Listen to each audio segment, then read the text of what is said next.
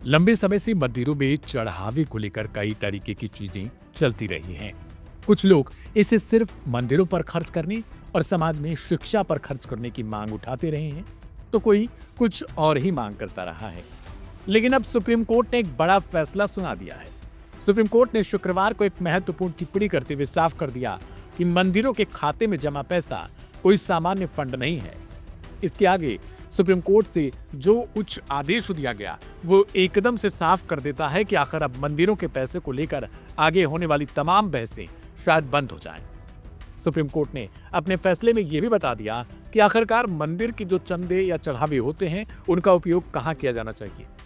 जी हां, सीजीआई ने कहा कि मंदिर के खाते में जमा पैसा भगवान का धन है और उसका इस्तेमाल किसी भी हाल में कोऑपरेटिव बैंकों की माली हालत सुधारने या उन्हें आर्थिक फायदा पहुंचाने के लिए नहीं किया जा सकता।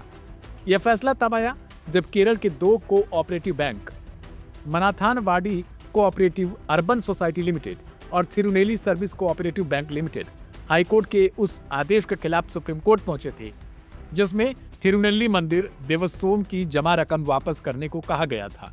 मुख्य न्यायाधीश सूर्यकांत और न्यायमूर्ति जयमाल्या बागची की पीठ ने सुनवाई के दौरान बैंकों से सवाल पूछा कि आखिर मंदिर का पैसा वापस करने के हाईकोर्ट के निर्देश में गलत क्या है।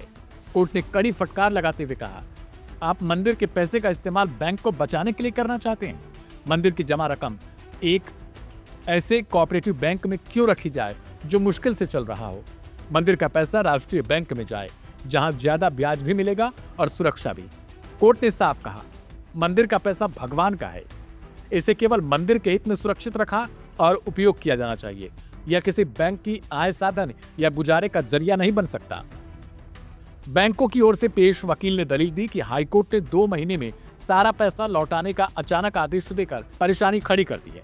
इस पर कोर्ट ने कहा कि परेशानी मंदिर की नहीं, बैंक की विश्वसनीयता की है।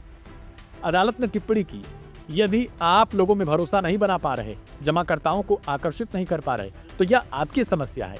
डिपॉजिट मैच्योर हो चुके थे, आपको तुरंत पैसा रिलीज करना चाहिए था।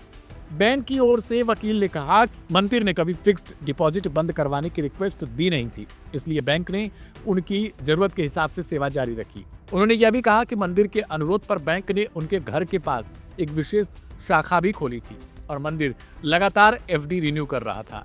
लेकिन सुप्रीम कोर्ट ने इन दलीलों को महत्व ही नहीं दिया और कहा कि मंदिर को अपना पैसा कहां और कैसे रखना है यह मंदिर प्रबंधन तय करेगा, ये बैंक नहीं तय कर सकता। अंत में सुप्रीम कोर्ट ने हाई कोर्ट के फैसले में दखल देने से साफ तौर पर इनकार कर दिया और बैंकों को सलाह दे डाली, यदि उन्हें पैसा वापस करने के लिए कुछ और समय चाहिए तो वे सीधे हाईकोर्ट जाकर समय सीमा बढ़ाने की मांग कर सकते हैं, न कि पैसा देने से साफ तौर पर इनकार करेंगे। फिलहाल सुप्रीम कोर्ट के इस आदेश पर आपकी क्या राय है, कमेंट करके हमें जरूर बताएं।